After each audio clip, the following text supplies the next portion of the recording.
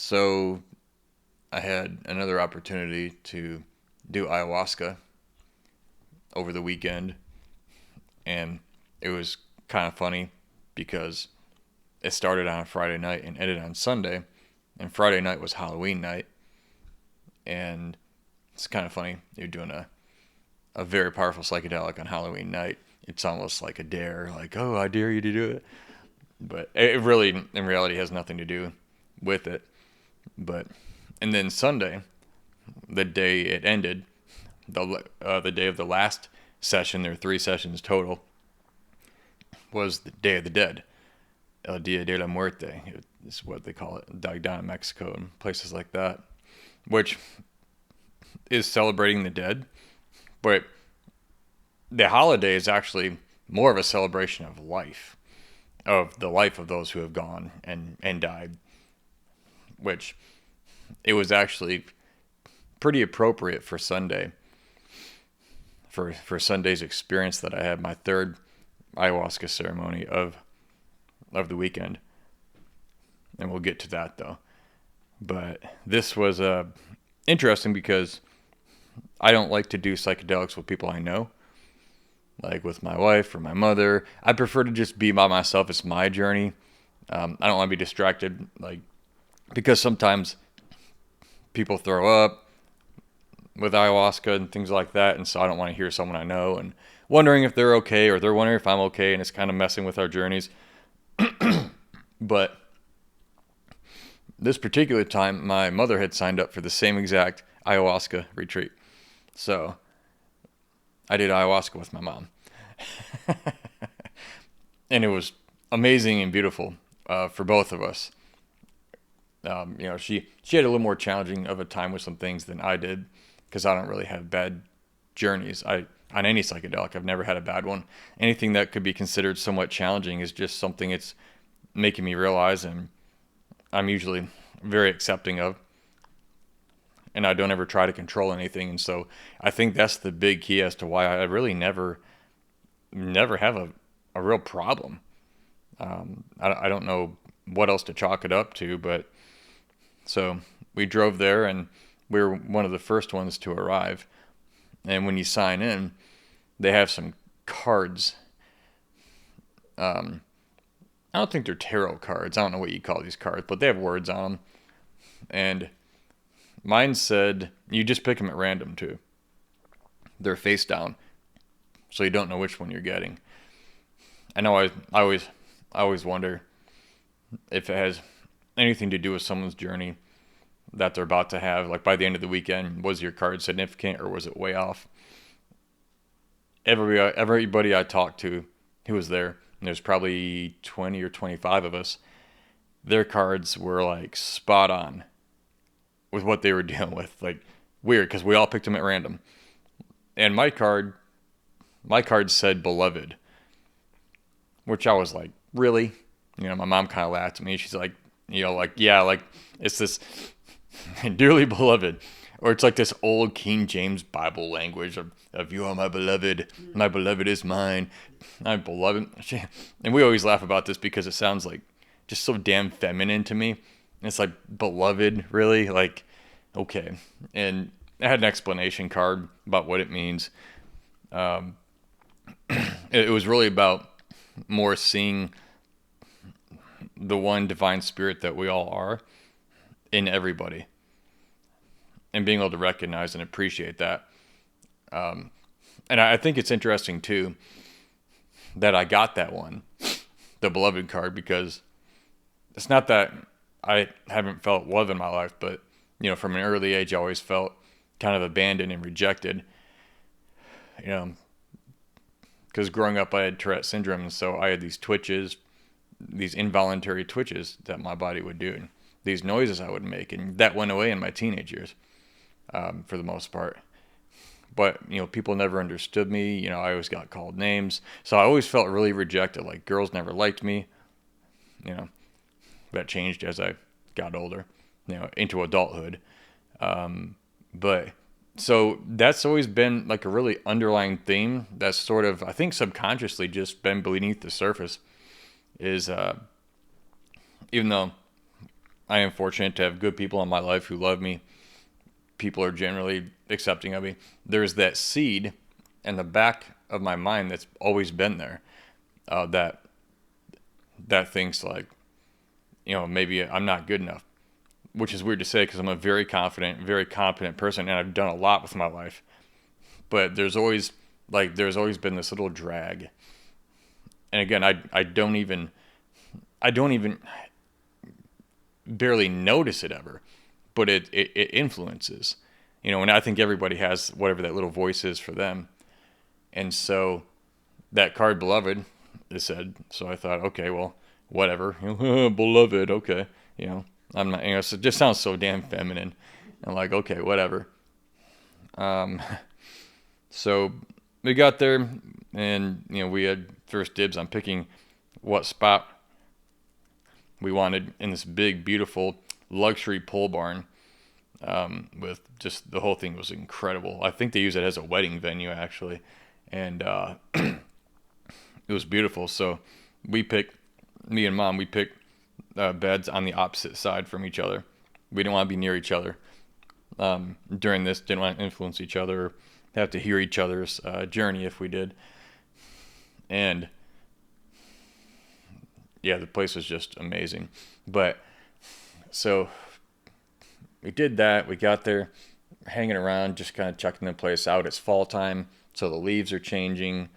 It's in the low to mid 50s outside. Partly sunny, partly cloudy, so the sun is coming and going. Really beautiful environment. And everybody else started arriving, started meeting people. And that first night, we had the ayahuasca.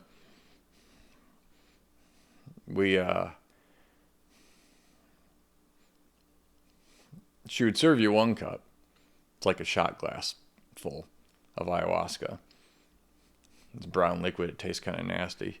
I've had worse tasting ayahuasca, but it still wasn't good. And then probably an hour and a half or two in, she would call for a second cup if anyone wants a second cup. If you're not feeling it or you're not content with your experience yet. And so I got up and had that. So I got the second cup, went and laid back down. And you're laying there and, it's in the dark. There's candles lit everywhere. There's music playing the whole time. And it's a really soothing environment. And the thing about ayahuasca is that in a lot of psychedelics, they tell you things about yourself that you don't know, or things that you don't realize are causing the issues that you have in your life. And it's almost like it knows us better than we know ourselves. But then I also wonder, and this is something the more I've been around it, is ayahuasca actually a separate spiritual entity, or is it just us? I don't know. Or is it like a higher version of us? So I don't know, but it seems to know, like a lot of psychedelics do, each individual and what each individual needs. It's very highly individualized, and so it kind of knows us better than we do. And I remember one of the songs talking about, remember who you are, and stuff like that. And I remember getting frustrated. I was standing up at this point. The ayahuasca was really hitting, and I was just kind of standing up, swaying to the music, just kind of hands interlaced on my head, just above my head, and just kind of vibing, just moving back and forth to the rhythm of the music. It was really peaceful, but it was saying, remember who you are. And I'm talking out loud, going, I'm trying to remember, but I don't. Like, help me. Like, I want to remember who I am. I just don't. And then it's like, remember who you are. And it's like, I don't remember. Like, will you tell me? Will you help me? And what am I? Like, and one of the things it said to me is, you are a pleasure being. A pleasure being. I thought, okay, that's kind of weird. I mean, fantastic sex is incredible and I really enjoy it. So it's like, okay, in that sense, who doesn't like pleasure of any kind though? It didn't mean just sexual. It meant, anything. But, you know, to me, it came to me kind of, I mean, I've always had a very high sex drive. So, and that's a very good, powerful part of my life. And, so I thought, okay, well, that makes sense. I've always enjoyed giving pleasure, not just in that way, but in other ways, because I like to make people feel good. It feels good to make people feel good.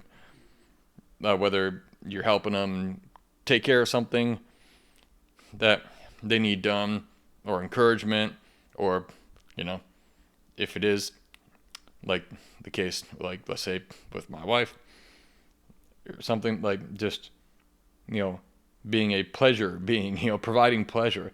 And there's two sides to that. The one side is it's empowering to be able to give pleasure, to make people feel good. Again, in any context, not just a sexual one. But then there's a flip side, I realized. And it's not ever been my motive, but it is present and potential. Being a pleasure provider, a pleasure being someone who enjoys giving pleasure to people, and again, just many different ways, empowering people, things like that.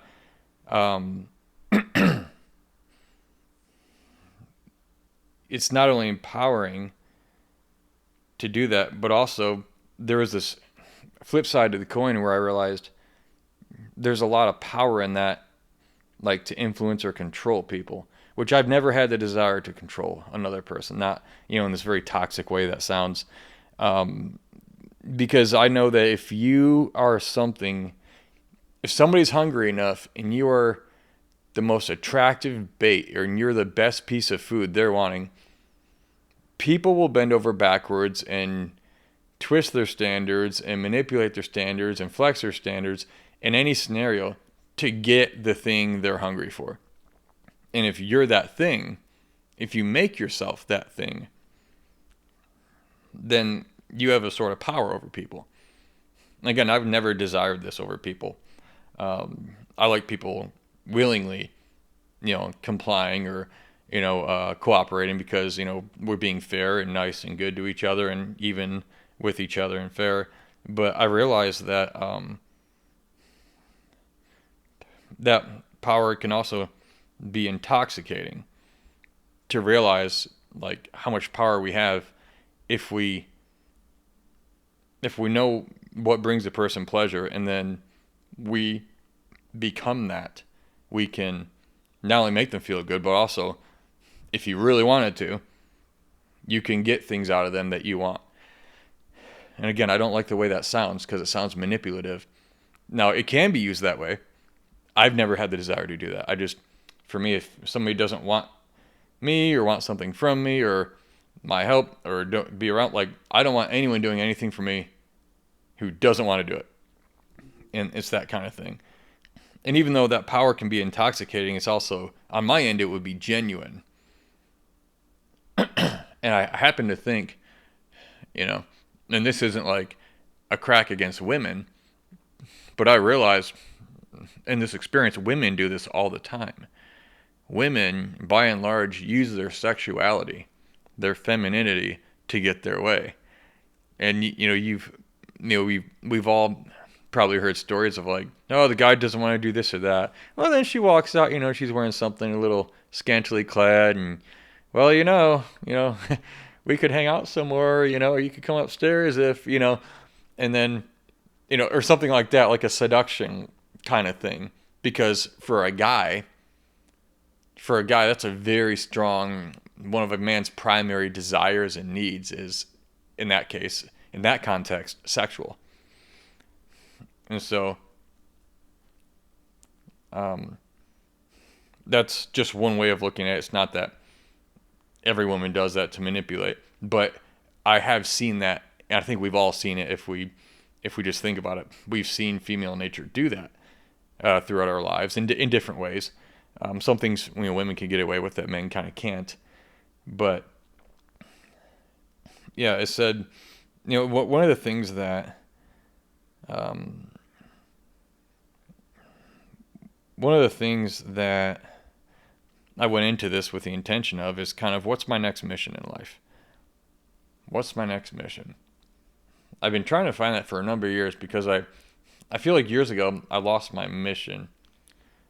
Like, I love what I do. I love speaking, and when I go out speaking, it tends to pay pretty well, so it's fun. I like helping people.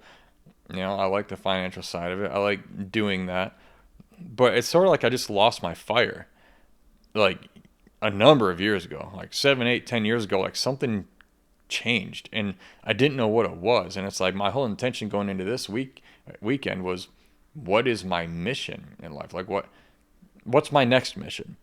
Because I feel like I've had one and now it's like something shifted. But I didn't know what. I didn't know how.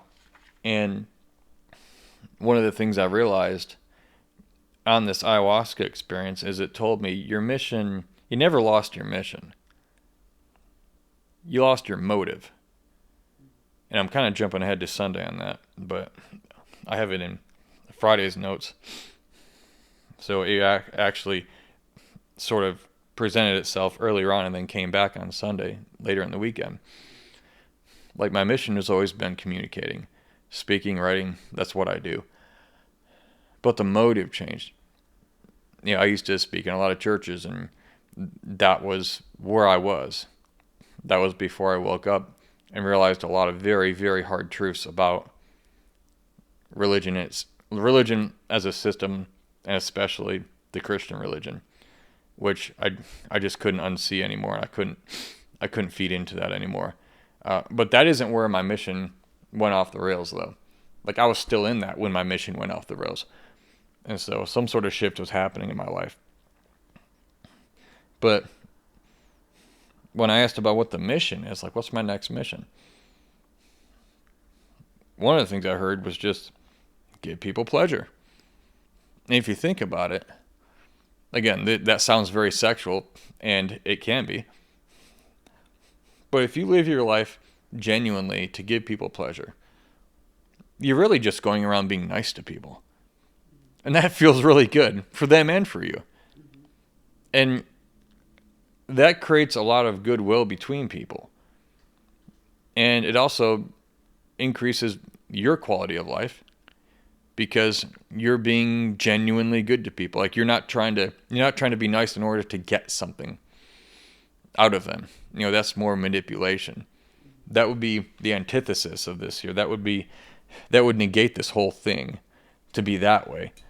And so, it said, what's, your next mission, your new mission or whatever. It's overall give people pleasure. Like, let people have a pleasurable experience when they meet you. Be a pleasurable person to be in the room with. And a lot of times, Sergeant Fleming, as I call him, comes out, my old military mind, self. And he's not Sergeant Pleasure. He's Sergeant Fleming. He's drill sergeant. And that has the opposite effect on people. And I remember one of the songs that night that was playing, there was a lot of them, but I think it was the chorus of this song, one of the lyrics, the lines in it was, I release control and surrender to the flow. And I remember she kept saying that and singing it in the song, and I had to write it down. I release control and surrender to the flow. So much of our lives that we stress over, that causes stress and tension and negativity in different ways that it comes about, is because we're trying to control something so rigidly.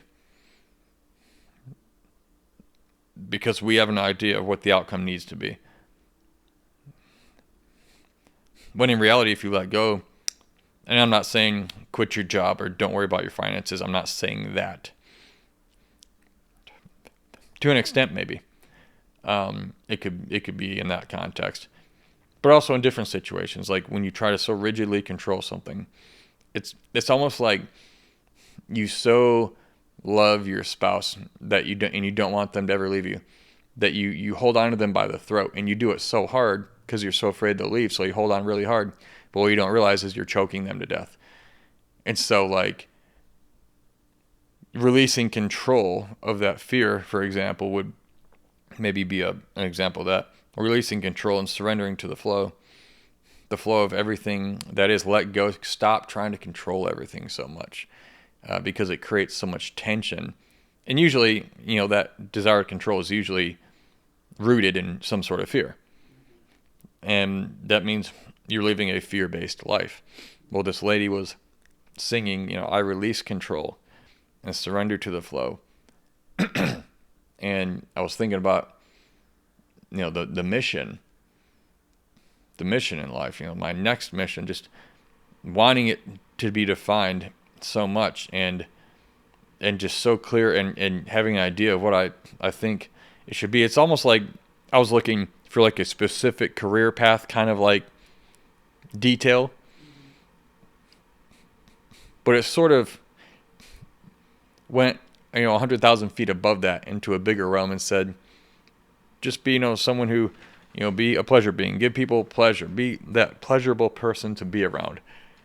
And that when I speak and I provide value to audiences, I'm giving pleasure, I'm giving information that can help them. And so it's like I never really lost it. It's just the motive, the current motive changed, and my job was to find that, not that the mission itself changed. So this is the kind of stuff that comes to you on ayahuasca.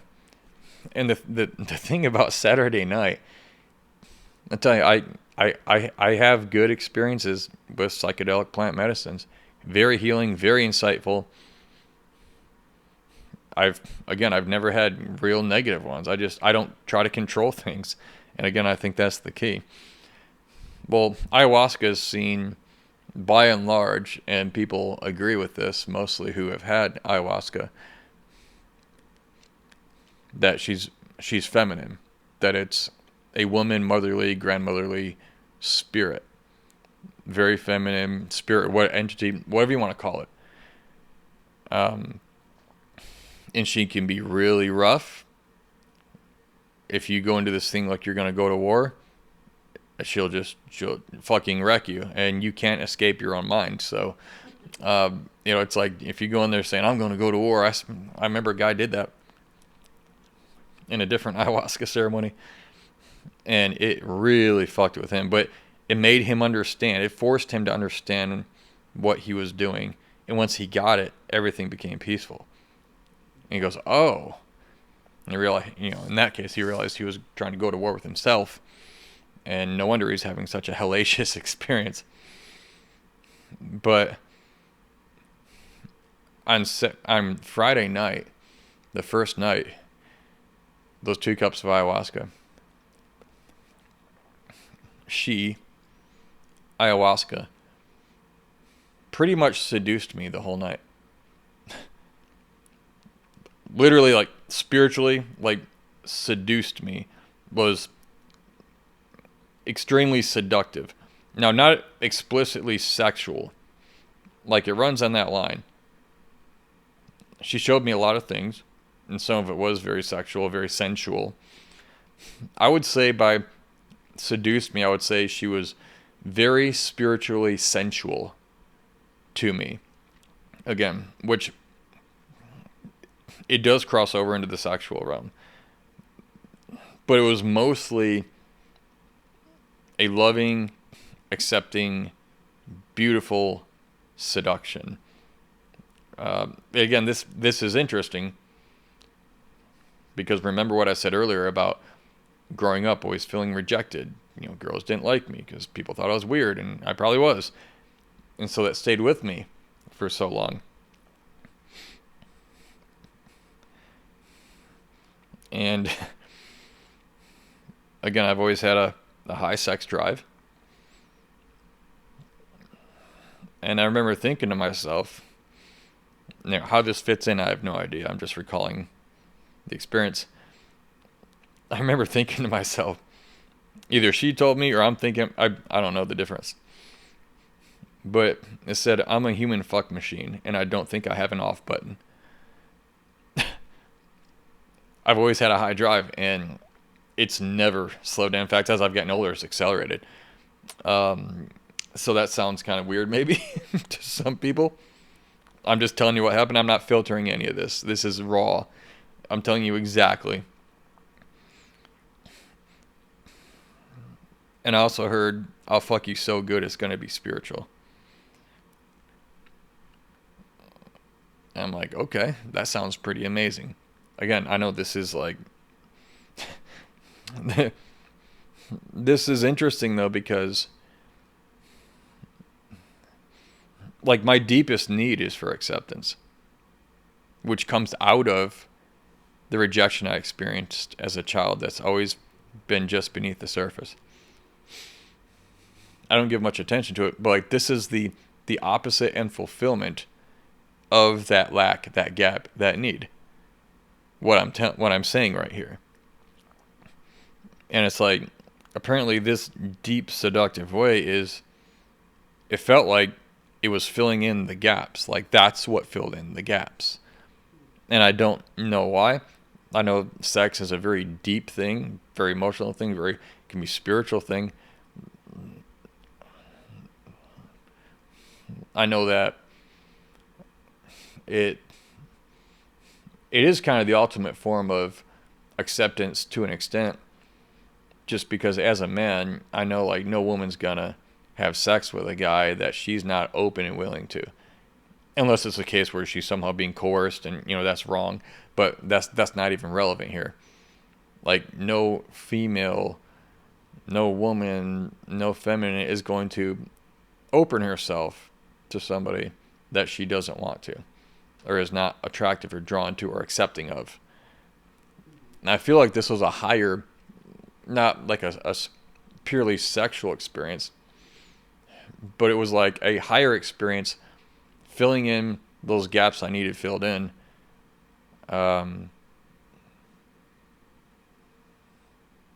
In the way that I need most.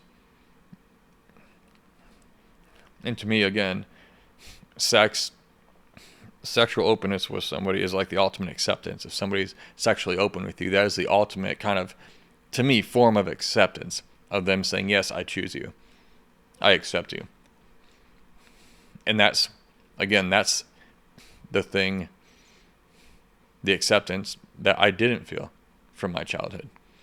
My parents divorced. I felt abandoned. In some ways, I was. It was just the circumstance. It's what it was. So now, all these years later, realizing these holes were there and they're being filled in by ayahuasca in this very spiritually seductive way, the spiritually sensual way, it was like the ultimate fulfillment. It was a soul seduction. It was funny, the next morning when we had the integration, the sharing circle about, share for a minute or a few minutes what each person experienced. I think I coined a new term. I said, I had a soulgasm last night. And throughout the weekend, people, as they would have their powerful experience, that everyone didn't always have a powerful experience on each of them, but they had a powerful experience maybe on one rather than all three. I had several people throughout the weekend come up to me and say, oh my gosh, I had a soulgasm. Like, I get it. This powerful, spiritual, loving, embracing, healing, mind-blowing experience on the ayahuasca. The breakthrough they needed with whatever they were dealing with on a cosmic, eternal, existential, deep level that is, I don't even know how to put into words. There are no words for what I experienced. It was like going to heaven. Like, how do you describe it? You can't. It's ineffable. There are no words that describe it accurately. But yeah, I think I coined a new term, soulgasm. Maybe if I write a book, that should be the title. But ayahuasca, I put I'm reading out of my notes here. She's the ultimate seduction. She seduced me all fucking night. I've never been seduced by a woman in the way that ayahuasca seduced me that night. And seduction's an art. And there's a thought I just had and I lost it. I've never been seduced by, I'm not easily seduced either, which maybe is part of the reason for that. Because I'm not easily seduced because I generally don't trust people. So, thanks, childhood. So that's another reason that, like, it was so alluring, because the thing is,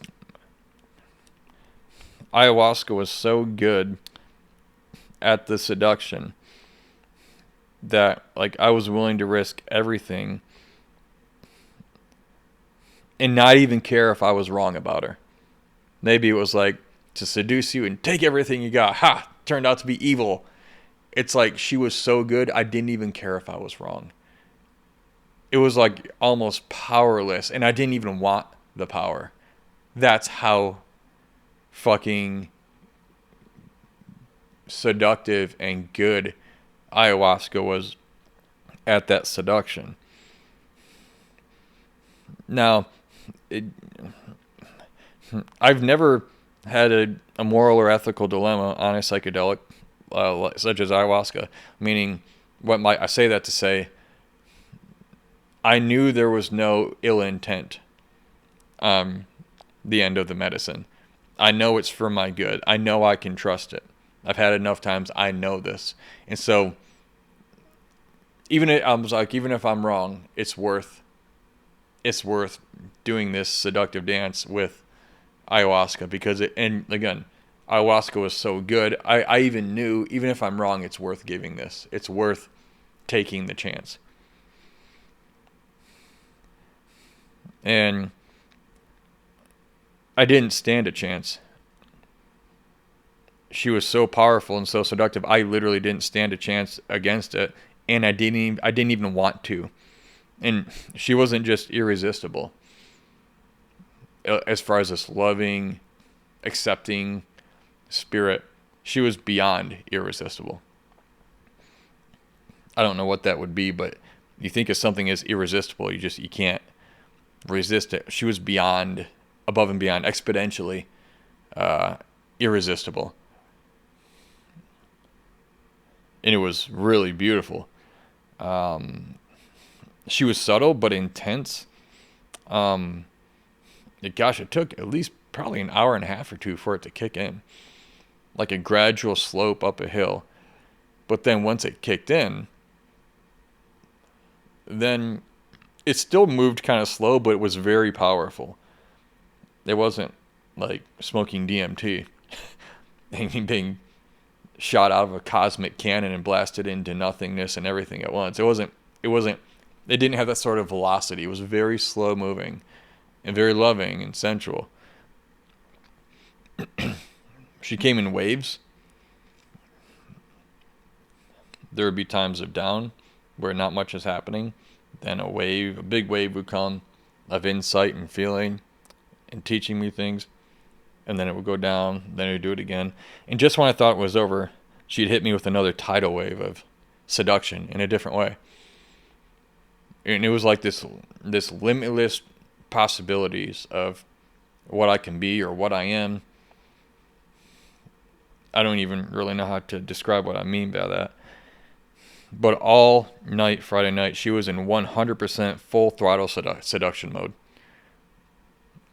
And it was, again, it wasn't an ill intent thing. It was a very good-natured, generous position that the medicine was coming from, because it knew what I needed. I mean, if you think about it, if somebody feels rejected, not accepted, and that's like their signature wound, what would be better than something beautiful just seducing them to the nth degree? What would make a person feel more desired? What would be more irresistible to that kind of person than that sort of experience? I can't think of one.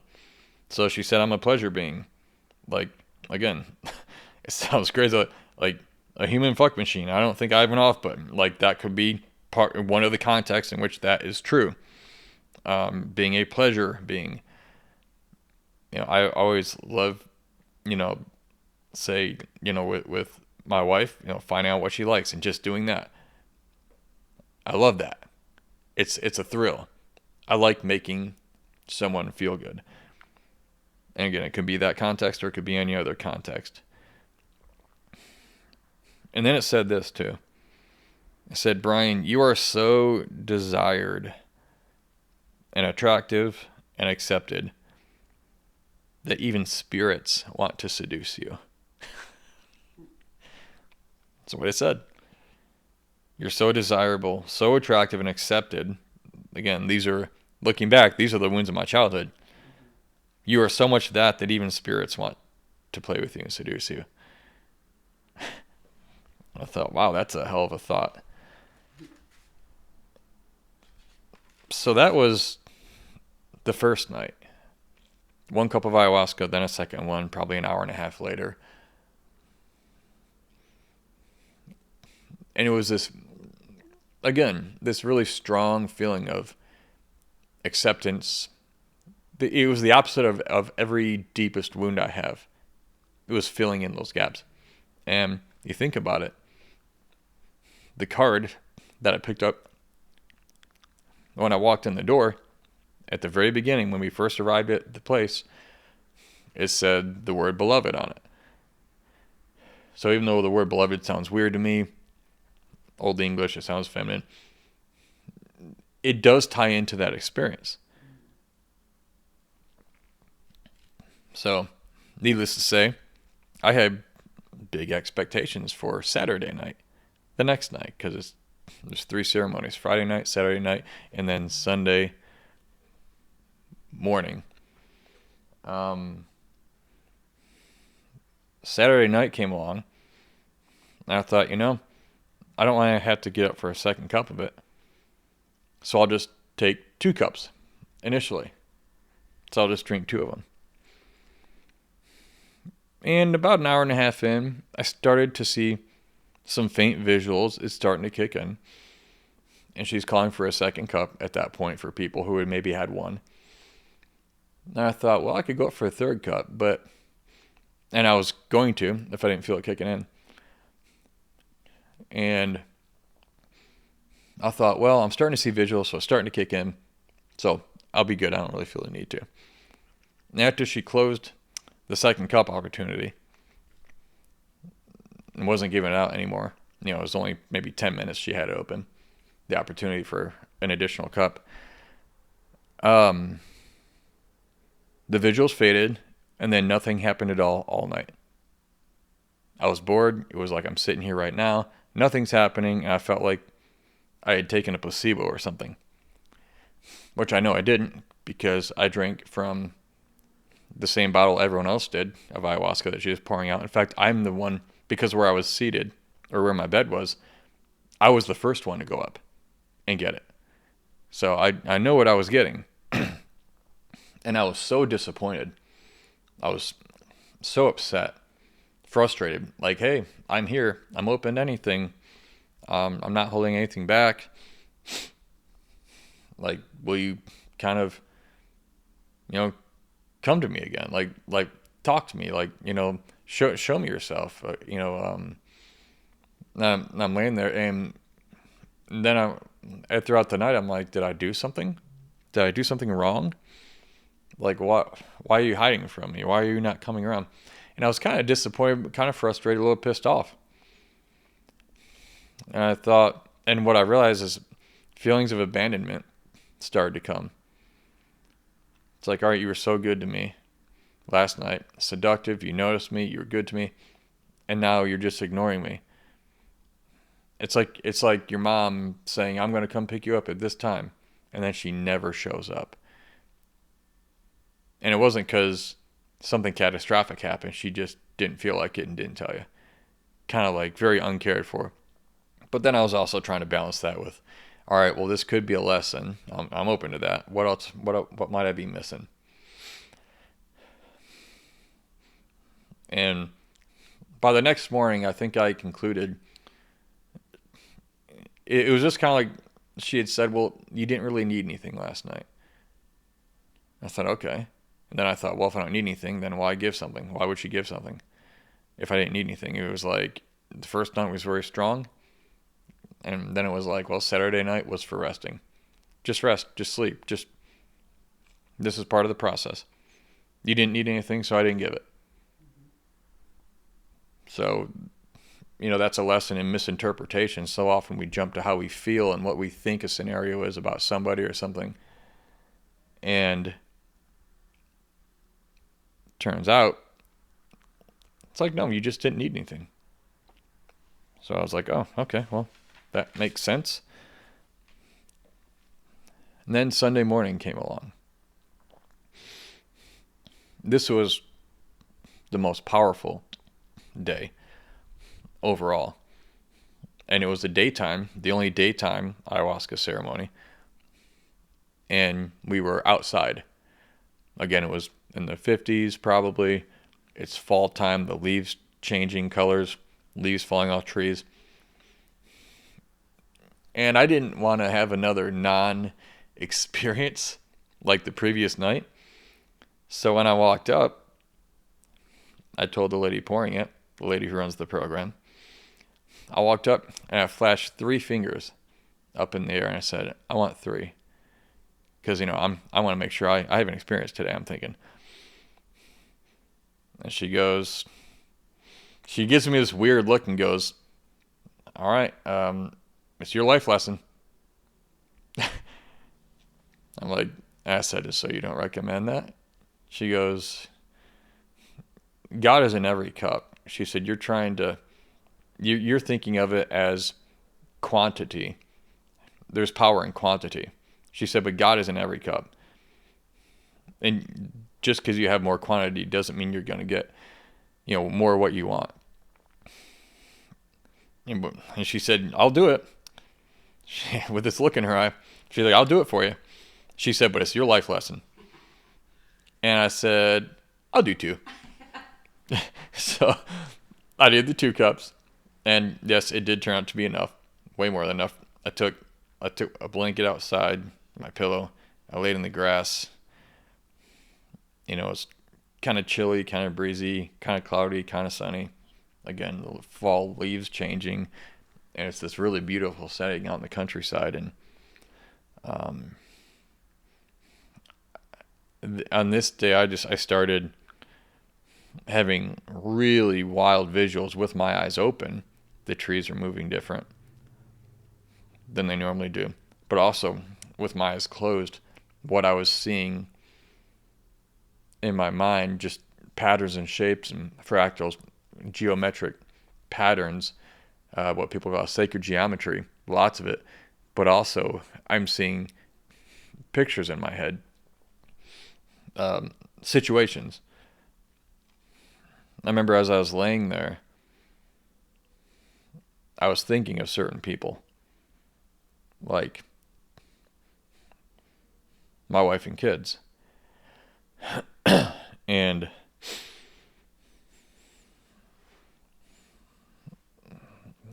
thinking of my kids smiling, interacting with them, my wife smiling, interacting with her. But then I started to see a flip side. My wife always lights up whenever she sees me. Like, she's absolutely obsessed with me and loves me, and I love her too. But it's like I saw her as I'm like walking in the door, and she just kind of doesn't realize I'm there, has a kind of a blank look. She's doing whatever, and then notices I'm there and looks over at me, and the light and life just come out of her eyes because she sees it's me. She's just so infatuated and obsessed and in love with me, which I'm so grateful and lucky for. But then I also saw me coming in the door in a different scenario where she lights up like that. But I'm frustrated or pissed off or something. And I just watched the life drain from her eyes, and she doesn't understand why I'm yelling, why I'm mad. I'm creating this negative, scary environment. If I've never abused, obviously, I don't do that. But as quick as the life came out and it felt so good, I watched the life drain as she didn't understand and why I'm so negative or why I'm so mad. It made me feel so awful. It's like you have this beautiful thing that just adores you, and it's like, why why create a scenario where the life that jumps out of her eyes when you show up? Why have scenarios where the life just melts away out of her like a flower that gets like stepped on? And then I saw my kids, each of my kids, and I love them. We have plenty of good times. But I'm also overly harsh sometimes. I'm overly hard. Like in the military, they say when, you go to war, you're wearing your combat boots, but when you get home, take your boots off at the door and leave them outside. In other words, be dad when you're home. Don't be Sergeant Fleming in your house. You can be that way with soldiers, not your kids. There's a difference. And I sometimes get overly upset, just too upset about a situation that doesn't call for being that upset. And it made me then, temporarily, I visually saw through their eyes, as them, what it's like to interact with me when I'm that way. And I thought, man, that guy is such a fucking asshole. Like, what a dick. And it was like the same reason I never liked my own dad. And here's what else it did. I didn't just observe what it's like to interact with me as my children when I'm like that, but it made me feel what they feel. The fear, the anger, the stress, the sadness, again, the fear of when I'm overly mad about something that just doesn't call for that being that upset about. It made me feel what they feel when I'm that way. And I started crying really hard, laying there in the grass. And I just kept saying, I saw myself in front of them holding their hands and just looking them in the eye. And saying, over and over again, I kept saying, even out loud, I was saying this, laying out in the grass in the yard, I'm so fucking sorry. I'm so fucking sorry. I am so fucking sorry. Realizing how I made them feel, because it made me feel what they feel when they interact with me when I'm that way. And it was the same feeling that my psycho-abusive dad used to make me feel when he would lose his shit. He would throw stuff across the room. He would punch holes in walls. Very violent. Out of control. I've never done that. I don't do that. I don't do it around my kids. I've never hit my kids. Anything like that. But I recognized that feeling that it made me feel that they feel interacting with me in those situations. I realized that it was a familiar feeling that I hadn't felt in years. And it was the same feeling that I felt interacting with my father. And the word hate's a pretty strong word, but for most of my life, I've hated my father. Just so many reasons related to that. Very strongly disliked. And from the time of this recording, he shot and killed himself about 6 months ago. And so I also remember thinking about him after that as I'm laying there in the grass on the ayahuasca. And just thinking to myself, damn, I wish he could have had an experience like this, like with ayahuasca or a plant medicine. Maybe he could have been better. Maybe he wouldn't have been, but maybe he would have had one of these experiences like I'm having right now, where he's realizing how it's like he's feeling, it's making him feel what he makes other people feel. And he's realizing, oh my God, this is terrible. I have to change this. But I'll never know because, well, he killed himself. And that was his choice, and that's the way his story went, and that's the way it ended, and that was what he chose. But I'm laying here, and for a lot of the time, I'm actually standing up and I'm like looking at the sun because the sun's out. And I didn't know this, but later there were some of the other people in the group. My journey lasted way longer than theirs. It lasted like 6 to 7 hours. Theirs ended at like 4 or 5 maybe. And they, one of the girls at lunch was laughing. She's like, "Yeah, you stood out there. You're just standing there in the same spot, looking up at the sun." Like, and she's like, 2 hours or so went by, and I walked past you again. You're still standing there looking up. You hadn't moved. And she said, a group of us were like, "Oh my gosh, look at him! Like, look how peaceful he looks." But also, he hasn't moved. And I'm just getting these downloads. I'm seeing this beautiful, like, heavenly vision, not even a vision, like I am the vision, I'm the experience, I'm experiencing this higher beauty and love, and I'm seeing it visually with my eyes closed, looking up at the sun, and I don't even know how to describe it. It's just so indescribably beautiful.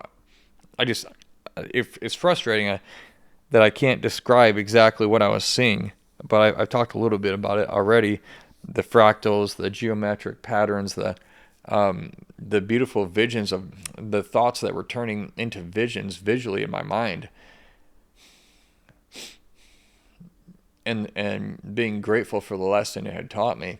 And I remember the first thing I wanted to do when I got home was to talk to each of my kids, sit them down and talk to them individually, and tell them things are going to be different. And they are. And I talked to my daughter, and she loved it and appreciated it. I talked to my son, and I obviously told him he has permission to speak totally freely. And, he told me things that he's really had against me for years. And I was expecting that, just because of how I've interacted with him in times where I was afraid, or I was thinking from a place of fear, so I was acting out of fear, which was sometimes overly reactive, which made me very unpleasant to be around. But I told both of them I'm committed to re-earning that trust and that love, and proving over time that, like, this change is real, and that they're more important to me than some fucking fear, most of which never happened anyway. But I did realize that's where it came from, and I explained that to them both.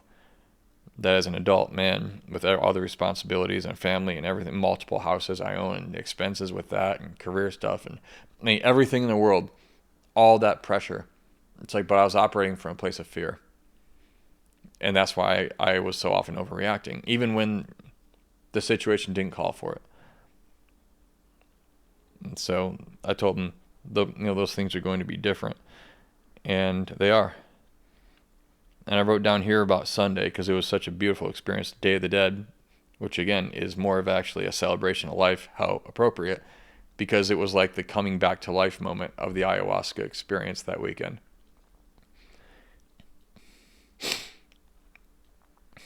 I wrote right here, I've seen beyond the veil, and it blew my worldview to pieces. Now this has happened before on other psychedelic healing experiences.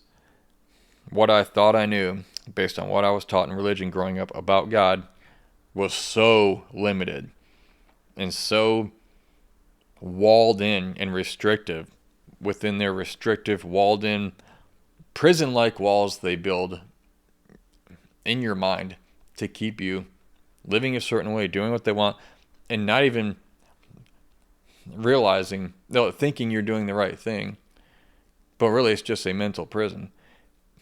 Well, psychedelics blew that prison to fucking pieces.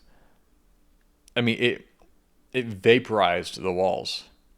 Like, they don't exist anymore. I mean, everything is possible. Everything's everything. Everything's infinite. It's like, I've seen beyond the veil, beyond everything I was ever taught about God, and it's so much more and so much bigger that, like, to believe in God in the version that, at least where I grew up in Christianity, is like living in a fucking prison, because it's not the real thing. It's just not. It's a horrible representation of the real thing. It's a caricature of the real thing. It looks like the real thing, but it's got these distortions here and there. The one ear is too big and the other eye is too small, and it's like, it looks like the real thing, but it's like, it's a caricature. It's disproportionate. It's out of proportion in different spots. It's this weird, phony, fake, bad impression, like a bad Elvis impersonation of the real thing, of God, or whatever ultimate truth is. And my Bible college brain, because I went to Bible college years ago, I could hear people arguing against me in my mind, like with Christian apologetics, which is defense of the Christian faith is what that is. And it's arguments they have set up to defend their position for why they believe what they believe. But as I'm sitting here looking at ultimate, unlimited, infinite truth, I realized that people can come up with as many things as they want to defend their position, to try to be right. But even their defenses are defenseless in the face of ultimate truth. Their defenses are defenseless themselves. Their defenses have no defense, because in the face of ultimate truth, they get blown to fucking pieces. It doesn't matter what argument you make. In the face of ultimate truth, they all dissolve. They go away. Like, it literally doesn't matter what you try to use with history this and consistency that, this many people over this many years, and whatever, who wrote it, whatever. Oh, well, how about the unanswered questions? Yeah, what about them? Who knows? But like, I realize that their defenses are literally defenseless against the ultimate, real, actual truth. And a lot of people hearing me say that aren't going to like that. But so be it. Who cares? This is what I was realizing. That's why I said, I've seen beyond the veil, and it blew my worldview to pieces. And my worldview used to be based on what they taught me to believe. What they taught me, I was supposed to think, and they taught me, I was supposed to think about what I was supposed to believe. And so much of what they teach just doesn't resolve. And where I went was infinite. It was the real thing. It was true, real, genuine spirituality in a way I don't know how to describe it. It's more real than real. It's more real than you and I sitting here right now. And then it told me it's okay to feel good. It's okay to feel pleasure, to give pleasure in any way, shape, or form. It's okay to feel good, because that was a big thing growing up in the Christian church. If it feels good, it's bad. Anything that feels good is always bad. It's always a sin. And it's not a sin. Feeling good is not a sin. Feeling good is fucking awesome. I remember thinking, like, the next thing I saw was the fact that we're all one.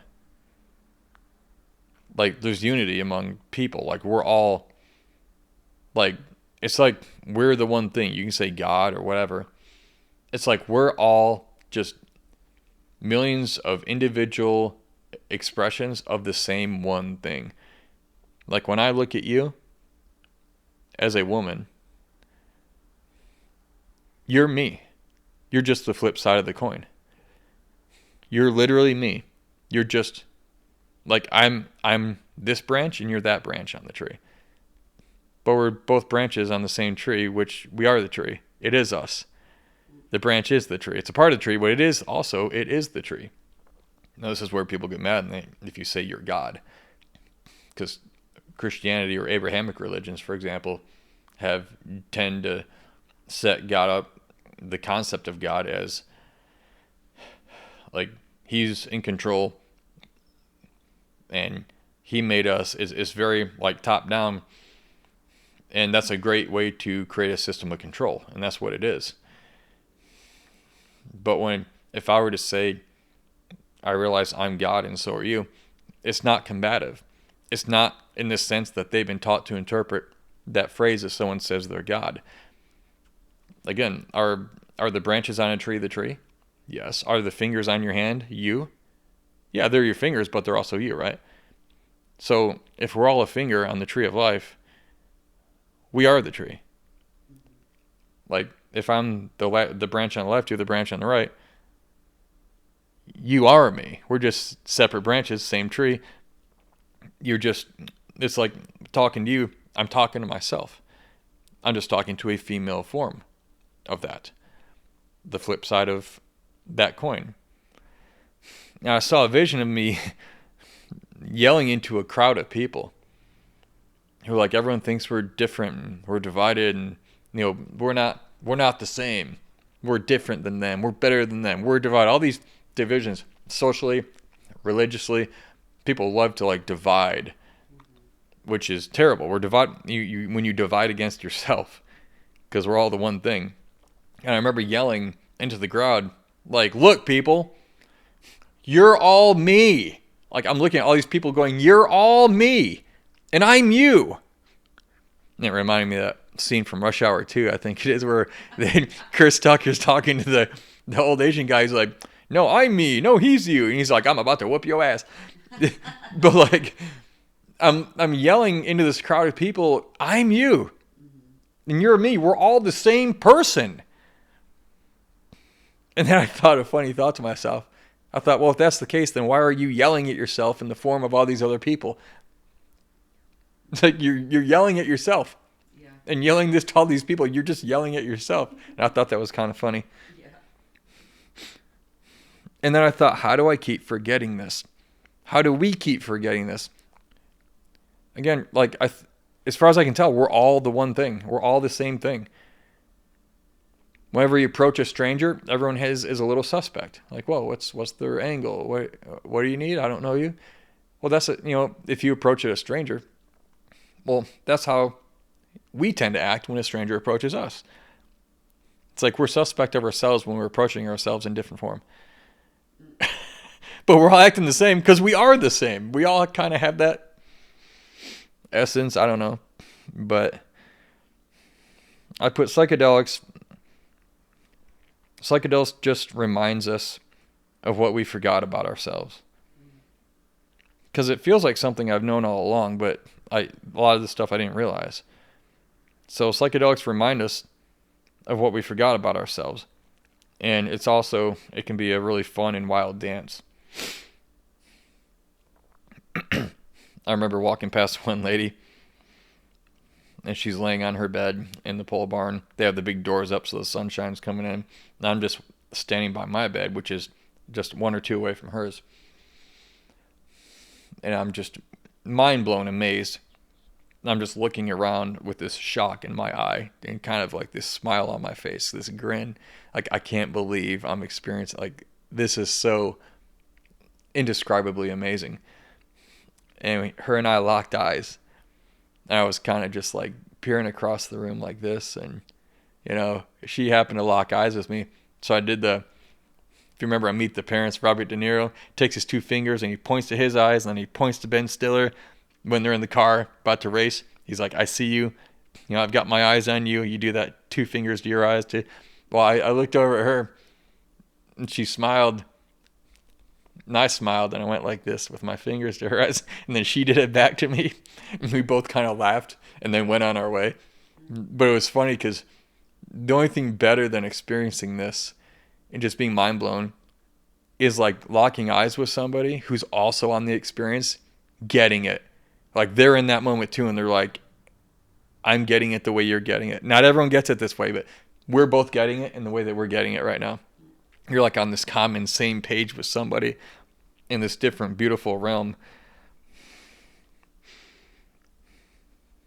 So, again, I never lost the mission. I lost the motive. And it gave me some ideas. Again, the mission has always been speaking, words, really. Speaking, writing, communicating something. That's always been the mission. But the motive does change. Years ago, I hadn't realized the motive had changed. And I didn't realize what it had changed to. And now, as of right now at least, I feel like the mission, or the motive really, is to share these experiences, these healing experiences I've had with this stuff, so that other people can get exposed to it and they can get that healing in their lives too. Because I've experienced in my life, and I've watched multiple people multiple times have incredible healing in their lives, not just physically, but mentally, spiritually, literally within hours, just hours, walking away, genuinely born again, literally reborn, their minds reborn. Not in the way church taught us. They stole that term. Their version of born again is bullshit compared to this. It's not even real.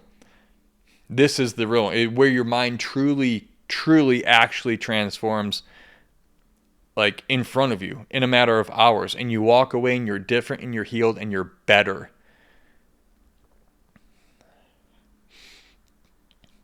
And I've told people about these experiences, and some people have gone to these programs and they had these life-altering, within hours, life-changing, life-transforming experiences, just like I have. One therapist friend of mine, who's been a therapist for over 20 years, I asked her, how long would this have taken if you had to go to therapy to get to where you are, where you got in the past 4 hours? How much therapy would that have taken? How long? She said it would have been more than a lifetime. Like, she never would have gotten there. This is a therapist, a person who's been giving therapy and has a therapist, a legit therapist for over 20 years. And she said, I never would have gotten here. The plant medicine worked in ways that sound completely unbelievable. It doesn't even sound believable. That's how amazing this stuff is. And I feel like my life mission is now to tell people about this, to just talk about my experiences and just share it. And it's like, what better thing could there ever be to possibly talk about than the plants that were put here on this earth with us, that heal us, not in a matter of years, not in a matter of days or months, hours. And the transformation is lasting. Yeah, you do integration work afterwards. You integrate what you learned in your life to make your life better. But 80% of the work, 60, 70% of the work is just done in a matter of hours with this stuff. It's like all the miraculous stuff that I remember hearing about growing up in church. This stuff actually does. They only talk about it, but they don't provide a way to actually experience it. This stuff, you actually do experience it. Which actually makes me think a lot of people who wrote ancient scriptures, biblical texts and whatnot, I think they must have been on some sort of psychedelic to say the things they're saying, because they're describing psychedelic experiences. Straight up. But our religious systems don't provide that to people nowadays. It's like a carrot on a stick. If you just believe hard enough. And then if you don't get the healing, well, it's your fault. It's victim blaming. You didn't believe enough. You have sin in your life. Or God just wasn't ready. Or we'll never know on this side of eternity. It's always a bullshit excuse as to why what you say works doesn't fucking work. With this stuff, it's repeatable and predictable. Like the scientific method. It is repeatable and predictable that you're going to have an experience that's going to profoundly impact you. Nobody walks away from plant medicines going, oh, it did nothing. It was a it was a placebo. It was just bullshit. It's fake. It's funny. No, it's because it taps into a part of you that I actually think is you. Again, going back to, I don't know if the plant medicine is us. Maybe it's a higher version of us that we forgot about. I don't know. But the last thing we did, there is this traditional thing they do in the culture where ayahuasca comes from. I'd never heard of it. And it's called a flower bath. And again, it goes along with the beloved thing. It's like, oh, how feminine. But again, ayahuasca is kind of, a feminine spirit, a woman. And so in the middle of my journey on Sunday, it lasted about 7 hours. This is probably hour 3 or 4. I'm right in the middle of it. I come out of the pole barn area where I was standing, just thinking and writing some stuff. And they had this chair and like this little pool where you sit in it. And she has this water with ripped up flowers and ripped up leaves, and whatever else she put in this mixture. And she has a bucket, and she pours it over you 3 times, over your shoulders, twice, and then once over your head. And so it's hot water, really warm water, which was nice because it was in the high 40s that day. And I had my bathing suit on underneath my pants because I didn't want to have to go change later while I'm on it. Well, when I walked out and I saw they were doing it, I saw some other people standing around. Some were in like fully clothed, others had a towel on because like they'd already done it. And I was like, oh, hey, are you guys in line? Like, I want to get this on. Let's do this. This is awesome. I wanted to see what it was like. They said, no, if you're ready, you go. So like as I'm walking, I was walking like really fast. I had this feeling like I've been waiting for this my whole life. There's some anticipation about it that I didn't have when I initially heard about it. So I'm walking really fast up to where she's doing it. I'm like unzipping my coat, ripping it off, throwing it on the ground, ripping my shirt off, kicking my shoes off, ripping my pants off. I got the bathing suit underneath. And so I walk up there. I'm just wearing a pair of shorts and nothing else. And I sit down. And she instructs me, tells me about it. And she pours it over me. It's really warm, which contrasting the cold weather, which is nice. And I had this experience, and it was just a cool like washing away of the things that I'd learned about and seen. Like, this is new now, and you're new now. And I grabbed a towel, I grabbed my clothes, I went inside to the bathroom inside the house, and something happened I was not anticipating. As I was grabbing the towel, I was getting undressed. I'm in front of the mirror, I'm naked, I'm not really noticing just because I'm taking the suit off so I can dry off. And I catch a glimpse of me in the mirror. I'm totally naked. I can only really see me from like right about the waist pubic area up because of where the mirror is at. Now, at this point in my life, I'm kind of shredded.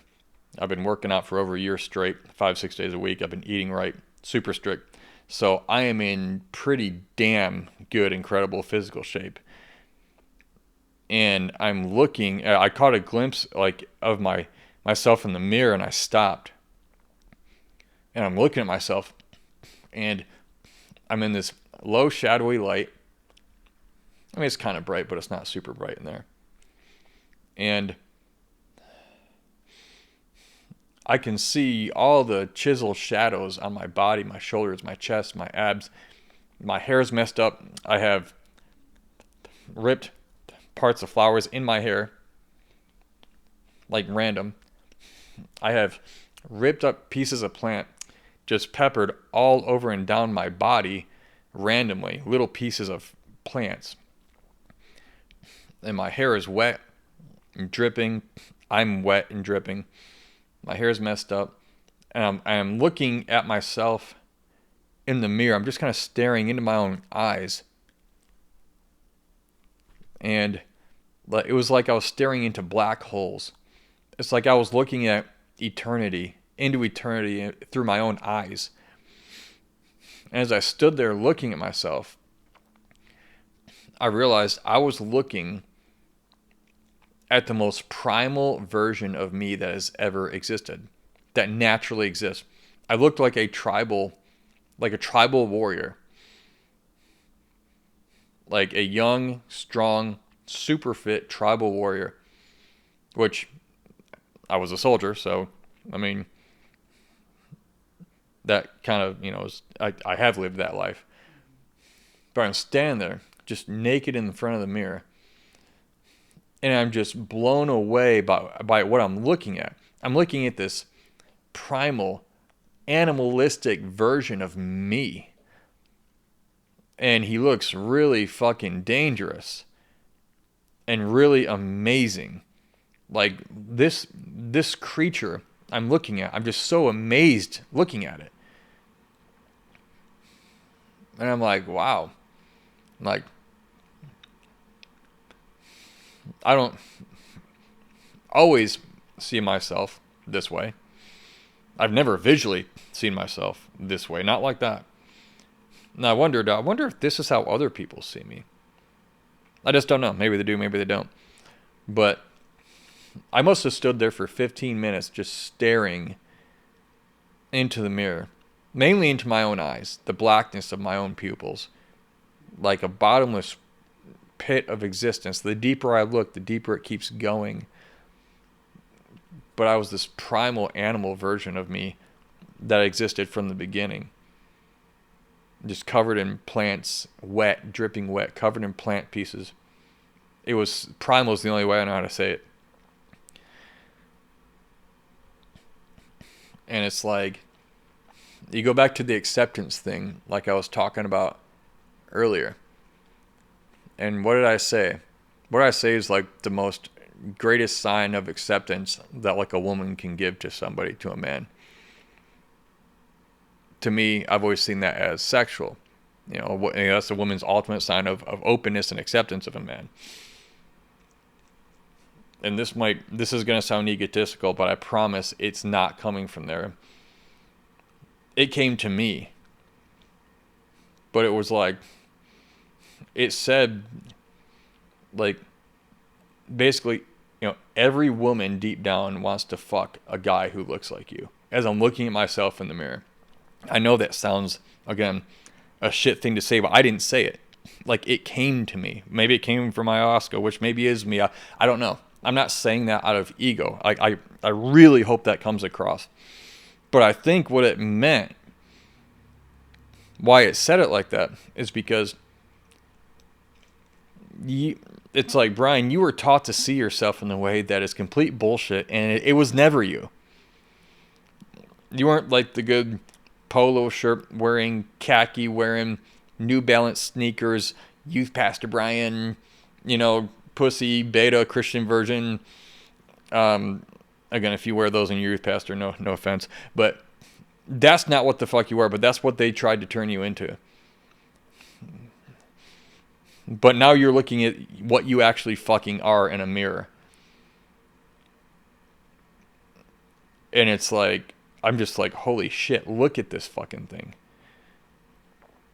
But my point with the acceptance thing was like the realization that, like, I guess I could say, again, I don't know how to say it without sounding egotistical. I don't mean it that way. This was coming to me. But it's like, you are so attractive and desirable. And I was visually seeing something visually attractive and desirable. Even if it wasn't me, I'd have looked at that dude and been like, fuck, look at that dude. He's jacked as shit. He looks like he's fucking primal. Like, he looks like a primal warrior type. I mean, even if it wasn't me, I'd be saying this. No homo, I'm straight. But like, I would be that impressed, even if it wasn't me I was looking at in the mirror. And it looked like an ancient, tribal, primal version of me that has been what I am the whole time, before I was the systems of the world, society, religion, etc. tried to train that out of me and cover it up. Well, this stuff blasted it to fucking pieces. The baggage they hung on me, it blew all of that to pieces. And what was left in the burning, scalding middle after that explosion was this fucking primal creature. This animalistic primal version of me.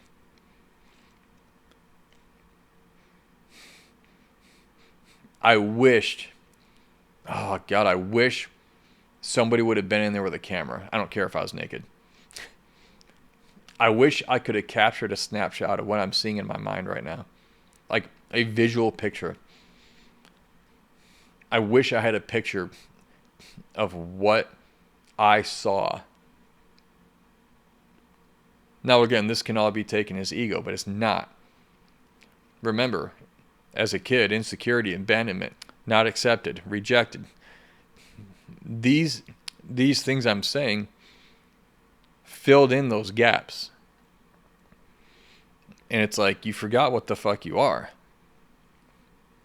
And the world tried to, put a harness on you like a horse, whatever you call it. You put it on its head, and they try to lead you here and lead you there. And to convince you against yourself, to make you forget who you are. Because when you know who you are, you're a problem. You don't fit into systems. You don't fit into structures. Because you're wild. And people like structures of order and control over other people. But every now and then, it's like people need to be free. Now, if everyone was that way all the time, would it be chaotic? Maybe. Maybe not. Maybe it would be even more beautiful, the conclusions we'd come to. But that was, I guess, anything egotistical in there, I just really want to overemphasize. It's not, but that it's more about filling in the gaps of the wounds of my past with truth, because I was realizing it in my mind and visually together in the moment. And it was just amazing. So on Sunday, Friday night, ayahuasca was very seductive and it was beautiful. Saturday night, it was disappointing, but I just needed rest. I didn't need anything, so it didn't give me anything. And then Sunday, I not only had this primal awakening experience looking at myself covered in dripping water and flour and flower, pieces of flowers and pieces of plant, ripped pieces of plant all over me. This primal experience and seeing what I am visually. But also Sunday I was able to see me through my kids and my wife's eyes, and feeling the joy that I bring into their life, but also feeling the sadness and remorse and the pain that I've caused them, making me feel what I've made them feel. And then accepting that. And it was so deep that I committed, I'm going to make this right and I'm never going back. And again, I wonder if the ayahuasca is a separate entity, or if it's just me, if it's just us all along. Maybe a higher part of us. But it was beautiful. It was life-changing, and I went there trying to find my next mission, trying to figure out what is my next mission again. And again, I never lost my mission, communicating, whether through written word, spoken words, communicating. It's just, I hadn't lost my mission, I lost my motive. My motive changed. And at this point, I feel like my mission is to let people know about these experiences, to talk about it, maybe write a memoir about it, to just talk about the transformational power that these plant medicines have, and how quickly they can transform your life for the better, and in a way that's lasting. I can't think of any better, more beautiful cause or purpose to live for than something that actually genuinely heals people.